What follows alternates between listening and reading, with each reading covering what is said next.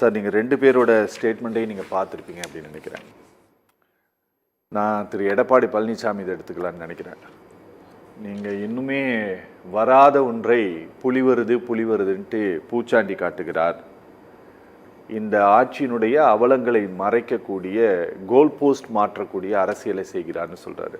இந்த 2 விஷயங்களையும் நம்ம எப்படி பார்க்கலாம் சார்? சார் இதோட டீலிமிட்டேஷன் வர இருக்கின்ற மாபெரும் ஆபத்தை வந்து திரு எடப்பாடி பழனிசாமி அவர்கள் உணரவில்லை. ஓகே, ஏற்கனவே சொன்ன மாதிரி வடக்கு வாழ்கிறது தெற்கு தேய்கிறதுன்றது இந்த விஷயத்தில் நிச்சயமாக உண்மையாகிடும். ஏன்னா மிகப்பெரிய ஆபத்து தென்னிந்தியாவிற்கு காத்து கொண்டிருக்கிறது. இது வந்து மறைமுகமாக விரிக்கப்பட்ட ஒரு சூது வலை. இந்த வலையில் வந்து மாட்டாதிருக்கணும்னு சொன்னால் தமிழகத்தை சேர்ந்த அரசியல் கட்சி தலைவர்கள் அனைத்து பேர் ஒன்றாக சேர்ந்து இதை வந்து எதிர்த்து போராட வேண்டும். இது வரைக்கும் வரவே இல்லைன்றது வேறு, இனி வந்தால் நான் முதல் ஆளாக குரல் கொடுப்பேன்றது அது வந்து சரியான அணுகுமுறை கிடையாது.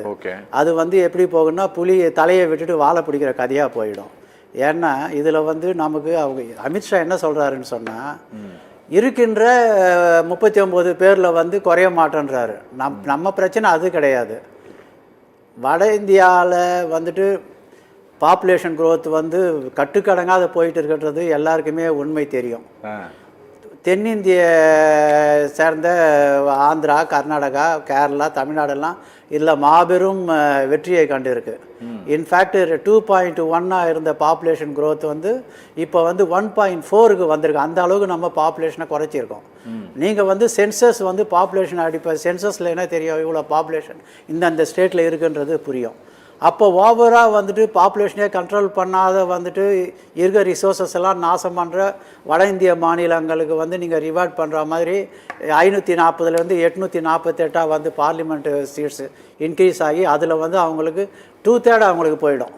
நமக்கு வந்து மொத்தமே பார்த்தாலே எவ்வளோ வருதுன்னு சொன்னால் ஈவன் அந்த 848 போட்டால் கூட நமக்கு வந்துட்டு ஒரு 36 சீட்டு தான் மேலே வருது. அதில் மிக பெரும் பாதிப்பு மத்திய பிரதேஷ், உத்தரப்பிரதேஷ், பீகார் இது மாதிரி வந்து மக்கள் தொகை அதிகம் இல்லை, சட்டத்தை இந்த குடும்ப கட்டுப்பாடை சரிவர ஆளாத எந்த வித முன்னேற்றமும் கண்டிராதவங்கெல்லாம் வந்து இவங்க ரிவார்ட் பண்ணுவாங்க.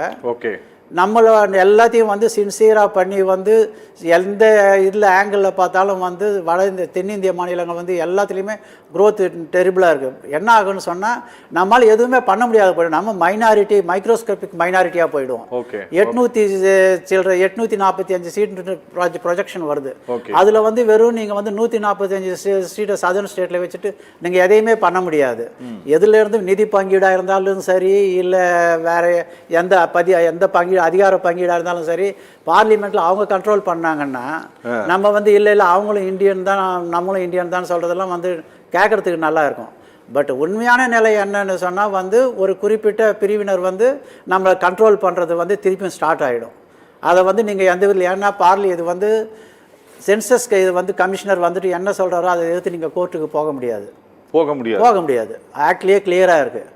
ஆமாம், சென்சஸ் கமிஷன் ஆக்ட் தான் ஃபைனலு. அதை எழுத்து நீங்கள் அவர் இத்தனை சீட்டு தான் சொல்லிட்டாருன்னா நீங்கள் அதுக்கப்புறம் கோர்ட்டுக்கு போக முடியாது. அதை எழுத்து இப்போ இவங்க இந்த சென்சஸை வந்து 2026 பண்ணி பண்ணிட்டு வந்து அவங்க வந்துட்டு தமிழ்நாட்டுக்கு இவங்க இவ்வளோ தான் வந்து சீட்டுன்னு சொல்லிட்டாங்கன்னா அதை எழுத்து நீங்கள் கோர்ட்டுக்கு போக முடியாது. சட்டத்தில் ரொம்ப கிளியராக இருக்காது. அதனால் வந்து நீங்கள் அதை வந்து அரசியல் ரீதியாக தான் நீங்கள் வந்து இதை அணுகணும். இப்போ வந்து இதில் தமிழ்நாடு வந்து இதில் லீடு எடுத்துருக்கிறது வந்து ரொம்ப கரெக்ட். ஏன்னா மக்களுக்கு வந்து இதோட தீவிரம் வந்து இன்னும் புரியல. எந்த இதெல்லாம் இதில் நம்ம பாதிக்கப்படுவோன்றது இன்னும் புரியல. இன்னும் தமிழ்நாட்டு மக்களுக்கு வந்து இப்போ வெறும் பேப்பரை படிக்கிற, இல்லை வானொலியை கேட்குற, இல்லை தொலைக்காட்சியை பார்க்குற மக்களுக்கே வந்து சரியாக இதில் இருக்க டேஞ்சர் வந்து அவங்களுக்கு சரியாக புரியாது. மிகப்பெரிய பாதாளத்திற்கு நாம் தள்ளப்படுவோம். அதுதான் உண்மை. அரசியல் ரீதியாக தமிழகம் மாத்திரம் இல்லை, தென்னாடு வந்து தென்னிந்தியா வந்து தன்னுடைய சுயத்தன்மையை, தன்னுடைய அதிகாரத்தை இழக்க வேண்டிய மாபெரும் ஒரு இழப்பு நமக்கு காத்துட்டு இருக்கு. இதில் வந்து அதனால தான் வந்துட்டு திராவிட முன்னேற்ற கழகம் ஒரு கட்சி நடத்துகிறதா இதை பார்க்கக்கூடாது. இது வந்து தமிழர்களுக்கான பிரச்சனையாகவும் பார்க்கக்கூடாது. இது தென்னிந்தியாவிற்கு ஒட்டுமொத்த பிரச்சனையாக வந்து இந்த பிரச்சனையை நம்ம அணுகணும். இது வந்து நீங்கள் எப்படி ஒரு நம்ம தமிழ்நாடும் தென்னிந்தியாவும் வந்து நம்முடைய தனி கலாச்சாரத்தை, தனித்தன்மையை வந்துட்டு மொழியிலையும் இதுலேயும் வந்து நம்ம பாதுகாத்துட்டு வரோமோ, அதோட மொத்தமாக சீர்குலைக்கிறதா வந்து இந்த டீலிமிட்டேஷன் வந்துடும். இதில் நீங்கள் அரசியல் அதிகாரத்தை நீங்கள் இழந்தீங்கன்னு சொன்னால் நீங்கள் அதுக்கப்புறம் பார்லிமெண்ட்டுக்கு போயும் பிரயோஜனம் கிடையாது. ஏன்னா வந்து உங்கள் குரல் அங்கே எடுபடாது. அவங்க வந்து 546 அவுட் ஆஃப் 842க்கு நீங்கள் வந்து வெறும் 146 பேர் சவுத்தில் என்ன பண்ண முடியும்? ஒன்றுமே பண்ண முடியாது. சிம்பிள் மெஜாரிட்டி அவங்க பாட்டுக்கு அடிச்சுட்டு போயிட்டே இருப்பாங்க. அதனால் வந்து இதில் வந்து திராவிட முன்னேற்ற கழகம் எடுத்திருக்கின்ற நிலை நம்ம தென்னாட்டின் நலனை சார்ந்தது, நாட்டின் நலன். அதனால தான் வந்து இந்திரா காந்தி 1976 இந்த பாப்புலேஷன் குரோத் எல்லாம் பார்த்து வட இந்தியாவில் இப்படி பாப்புலேஷன் அன்கண்ட்ரோல்டாக போயிட்டு இருக்குது, சவுத் இந்தியாவில் வந்து நல்லா இருக்குன்னு சொல்லி தான் இப்போ நீங்கள் இந்த லிமிட்டேஷன் டீலிமிட்டேஷன் இதில் வந்து நீங்கள் சீட்டை அலாட் பண்ணிங்கன்னு சொன்னால் தென்னிந்தியா மிகப்பெரிய அளவில் பாதிக்கப்படும். எந்த கவர்மெண்ட்ஸ்லாம் வந்து சென்ட்ரல் கவர்மெண்ட்டோட பிளானிங் ப்ரோக்ராமையும் இப்போ ரொம்ப கரெக்டாக இம்ப்ளிமெண்ட் பண்ணாங்களோ அவங்களாம் மாபெரும் பாதகத்துக்கு ஆளாவாங்க. அவங்களோட அரசியல் அதிகாரம் அவங்க இழப்பாங்கன்னு தெரிஞ்சு தான் இந்திரா காந்தி 1976 வந்துட்டு இந்த அந்த சென்சஸை வந்து அப்படியே 2026 2001 வரைக்கும் இருந்தாங்க. அதுக்கப்புறம் அடல் பிஹாரி வாஜ்பாய் வந்து அவரும் அதை உணர்ந்து அவரும் வந்து 26 வரைக்கும் வந்து கொண்டாந்தார். இப்போ 26 வந்து இவங்க வந்து சென்ட்ரல் கவர்மெண்ட் போகிற வேகத்தை பார்த்தோம்னு சொன்னால் ஒரு ப்ராஜெக்டோடு தான் அவங்க இருக்காங்க. க்ளீனாக வந்து ஹிடன் வெளிப்படையாக சொல்லலாம், இல்லை ஆக்டில் 26ன்னு சொல்லியிருக்கு, அதனால் வந்து நாங்கள் 26 சட்டப்படி நடத்தணும்னு சொல்லலாம். பட் ஹிடன் அஜெண்டான்னு ஒன்று இருக்குது. அந்த ஹிடன் அஜெண்டாவை வந்து எக்ஸ்போஸ் பண்ணணும். இல்லைன்னா நமக்கு மாபெரும் பாதிக்கும். இந்த தேசிய ஒற்றுமைக்கு ஊறு விளைவிக்கிற செயலாக இருக்கும். ஆமாம், அதனால் வந்து இல்லை இந்த பாப்புலேஷனுக்கு இது பண்ணி வந்து இவங்க வந்து திமுகவும் மற்ற சவுத் இந்தியன் லீடர்ஸ்லாம் என்ன சொல்கிறாங்கன்னு சொன்னால் 25 வருஷத்துக்கு வந்து மாரிட்டோரியம் இருக்கட்டும்னு சொல்கிறாங்க. அது தற்காலிக தீர்வாக இருக்கும். பட் நிரந்தர தீர்வுன்னு சொன்னால் பாப்புலேஷனை இதையும் கண்ட்ரோல் பண்ணாது. Along with population several factors. ஒரு சீனியர் அட்வொகேட்டை வந்துட்டு ஒருத்தரை வந்து பேனலில் வந்து போனனால ஹைகோர்ட் என்ன சொல்லுது, அவர் எத்தனை ரிசர்ச் பேப்பர் போட்டார், எத்தனை கேசஸில் வந்து ஃப்ரீயாக அப்பியர் ஆனார், எத்தனை கேஸில் சக்ஸஸ் ஆனான்னு அத்தனை ஒரு 1000 இதை சொல்கிறாங்க. வெறும் இவங்க பாப்புலேஷனை மாத்திரம் வச்சுட்டு ஒரு போட்டாங்கன்னு சொன்னால் அது வந்து நாட்டு நலனுக்கு நல்லது இல்லை, இந்தியாவின் ஒற்றுமைக்கு மிகப்பெரிய ஊறு விளைவிக்கிறதா இருக்குது. ஓகே சார், எங்களுக்கு கொஞ்சம் புரிகிற மாதிரி சொல்லுங்கள். ஒருவேளை எல்லா கோரிக்கைகளையும் நம்ம தான் வைக்கிறோம், சரிங்களா சார்? அதனால் நீங்கள் அன்னைக்கு இதையும் நீங்கள் தான் கேட்குறீங்க, இதையும் நீங்கள் தான் கேட்குறீங்க, இன்றைக்கி நீங்களே தான் இதையும் சொல்கிறீங்க அப்படின்னு சொல்லி எனக்கே கூட தோணுதுன்னு வச்சுக்கோங்களேன். நாம்ளே தான் சென்சஸோடு சேர்த்து ஜாதிவாரி கணக்கெடுப்பையும் நடத்த வேண்டும் என்று கேட்குறோம். நாமளே தான் ஃபேர் டீலிமிட்டேஷனை நீங்கள் செய்யணும்னு கேட்குறோம். நாமளே தான் 25 ஆண்டுகளுக்கு இதை தள்ளி வைக்கணும் அப்படின்ட்டு கேட்குறோம். இந்த தீர்மானத்தை சட்டமன்ற உறுப்பினர்கள் கூட்டத்தில் மட்டும்தான் போடுறாங்களா அப்படின்னா அங்கே மட்டும் கிடையாது, சரிங்களா? பல மாநில அரசியல் கட்சி தலைவர்கள், முதலமைச்சர்கள், துணை முதலமைச்சர்கள் பங்கேற்ற கூட்டத்திலும் அதை ஒரு முன்னெடுப்பாக எடுத்து தமிழ்நாடு அரசு அதையும் செய்கிறது. இப்போ நாம் சொல்கிறது என்ன அப்படின்னா, நீங்கள் 2027 நீங்கள் சென்சஸ் நடத்தி அந்த சென்சஸின் அடிப்படையில் நீங்கள் வந்து தொகுதி மறுசீரமைப்பு செய்தீர்கள் என்றால் இங்கே தொகுதி போயிடும் அப்படின்னு சொல்லிட்டு, இந்த அச்சத்திற்கு காரணம் நீங்கள் முதல் சுற்றில் சொன்னது போல தானா சார்?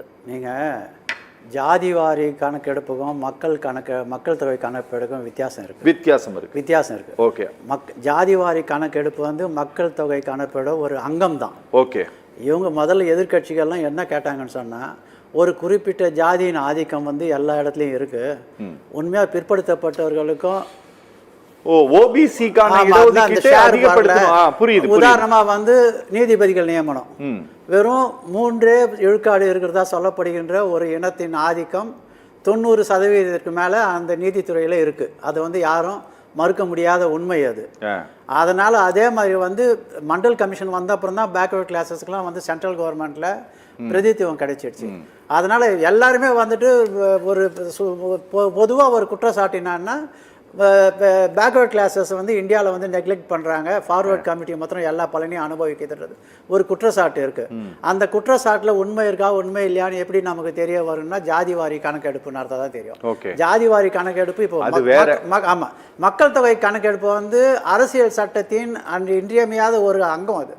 அது நீங்கள் வந்து தொகுதி மறுசீரமைப்பு அதை மாத்திரம்தான் 1951 வருஷத்திய 52வது வருஷத்திய சட்டத்தின்படி நீங்கள் வந்து நம்ம நண்பர் முரளி சொன்னார் வந்து இல்லை வந்து இவர் அமித்ஷா வந்து ஒரு ப்ராமிஸ் கொடுத்துட்டாருன்னா போதுன்றது, அது கணக்கே கிடையாது. தமிழ்நாட்டுக்கு மாத்திரம் இப்போ திராவிட ஆட்சின்னு இவங்க சொல்கிறாங்க. இவங்க தமிழ்நாட்டுக்கு மாத்திரம் வந்துட்டு தமிழர் இந்த இத்தனை 39 ஒன்றையும் குறைக்க மாட்டேன்னு சொல்லிட்டா நாங்கள் விட்டோம். அப்படி அந்த அப்ரோச் தப்பு. இப்போ வந்து நீங்கள் சென்சஸ் படி தான் வந்து டீலிமிட்டேஷன் நடக்கணும். அந்த சென்சஸ் இல்லாத டீலிமிட்டேஷன் நடத்த முடியாது. அப்படி இவங்க சென்சஸ் இப்போ வந்து அந்த சட்டப்படி இவங்க நடத்த போகிறாங்க. இது யாரும் வந்து கன்செஷன் காட்டல. இப்போ நடத்த வேண்டிய கட்டாயம் வந்திருக்கு. அன்லெஸ் வந்து இதை வந்து இந்திரா காந்தியும் வாஜ்பாயும் பண்ண மாதிரி அடுத்த ஒரு 35 வருஷத்துக்கு தள்ளி வச்சாங்கன்னா இந்த ப்ராப்ளம்ஸ் எல்லாம் சால்வ் ஆகிடும். இப்போ என்ன ப்ராப்ளம்னு சொன்னால், நம்ம வந்து இவங்க இப்போ இந்த சென்சஸ் படி வந்து தொகுதி இது நிர்ணயம் பண்ணாங்கன்னா நமக்கு வந்து உத்தரப்பிரதேசத்துக்கு வந்து 63 சீட்டு அதிகமாகுது. அவங்க டோட்டலாக இப்போ 84லேருந்து 143 போயிடுவாங்க. பீகாருக்கு 39 சீட்டு அதிகமாகுது. ஆனால் இப்போ மக்கள் நமக்கு வந்து நான் ஏற்கனவே சொன்ன மாதிரி நமக்கு வந்து ஒரு மார்ஜினல் இன்க்ரீஸ் தான் வருது. அது சவுத் இந்தியாவில் ரொம்ப லூஸ் பண்ணி நம்மளோட பிரதிநிதித்துவம் எவ்வளோக்கு போகுதுன்னு சொன்னால் 18.97% தான் வந்துடுச்சு என்டையர் சவுத்துக்கு. இந்தியாவுக்கே வந்து பயங்கரமாக ப்ராக்ரஸ் எல்லா இதையும் வந்து எல்லா சோஷியல் இண்டிகேட்டர்ஸ்லையும் டாப்பில் இருக்க சவுத்து வந்து போயிடும். சவுத்துக்கு நான் முதல்ல சொன்ன மாதிரி அரசியல் அதிகாரத்தை நம்ம இழந்துருவோம். இது அமித்ஷா வந்து உறுதிமொழி கொடுத்து நடக்கிற விஷயமே இது கிடையாது. ஒன்று பிரதிநிதித்துவம் வந்து நம்ம சொன்ன மாதிரி வந்து இப்போ இருக்கிறதுபடி பிரதிநிதித்துவம் கொடுத்தாலும் வந்து நமக்கு பாதிப்பு தான். அந்த இதுவே அப்ரோச் இது வந்து சரியான இது கிடையாது. ஏன்னா நம்ம வந்து முன்னேறிட்டு இருக்கோம். இந்த ஸ்டேஜில் வந்து நம்ம வந்து அதை திருப்பி பின்னுக்கு தள்ளுற மாதிரி வந்துட்டு பாராளுமன்ற உறுப்பினர்கள் எண்ணிக்கையை இப்போ புதுசாக வந்து 850 கொண்டாங்கன்னா அது வந்து தென்னிந்தியாவுக்கு மிகப்பெரிய பாதிப்பை ஏற்படுத்தும். அதனால் இவங்க வந்து பாப்புலேஷனோட இதையும் வந்து பண்ணி இல்லை நீங்கள் வந்துட்டு சோஷியல் இதுக்கு வந்து இதை கேட்டீங்க, நீங்கள் அதை முதல்ல அதை சென்சஸை எடுன்னு சொன்னீங்க, இப்போ வந்து இதை எடுன்றீங்க, உங்களோட நிலை என்னன்னு சொல்கிறது வந்து அப்படி அவங்க தெளிவாக தான் இருக்காங்க. நீங்கள் வந்து பாப்புலேஷன் கண்ட்ரோல் growth வச்சு அடிப்படையில் நீங்க இந்த டீலிமிட்டேஷன் செய்யாதீங்க. ஓகே, ஆமா. பட் ஏழை மக்களும் நீங்க சொல்றபடி பாத்தீங்க அப்படின்னா சென்சஸ்னுடைய யார் வந்து அதுக்கு சேர்பர்சனா இருக்கிறாங்களோ அவர்கள் அந்த டீலிமிட்டேஷன் அந்த கமிஷன் வந்து சென்சஸ் எடுத்துக்கு அவர்கிட்ட ரிப்போர்ட் கொடுத்தாங்கன்னா அதை வச்சு அவர் வந்து இந்த மாநிலத்தில் பகிர்வு தருவார். அப்போதான் நான் சொல்றேன் இந்த கணக்கு வருது. உத்தரப்பிரதேசத்துக்கு 63 சீட்டு 63 எம்பிங்க ஜாஸ்தி ஆகுறாங்க. ஏன்னா மக்கள் தொகை அடிப்படையில். புரியுது. இல்ல அப்படி அவர் செஞ்சிட்டாருன்னா நம்ம கோர்ட்டுக்கு போக முடியாது. ஏன்னா அவங்க தான் அத்தாரிட்டி. வேணும்னா வந்து தமிழ்நாட்டில் ஒழுங்கா சென்சஸ் நடக்கல, பீகார்ல வந்து பாதியை விட்டாங்க, ஆந்திராவில் வந்து நீட்டில் பண்ண மாதிரி யாரையுமே கவர் பண்ணல அப்படின்னு சொல்லி அதை நடத்தின விதத்தை வந்து கொஸ்டின் பண்ணலாமே தவிர அந்த முடிவை நம்ம கொஸ்டின் பண்ண முடியாது. நம்ம முடிவு எடுக்கப்பட்ட விதத்தை கொஸ்டின் பண்ணலாம் கோர்ட்ல. ஓகே சார், பேசலாம் சார்.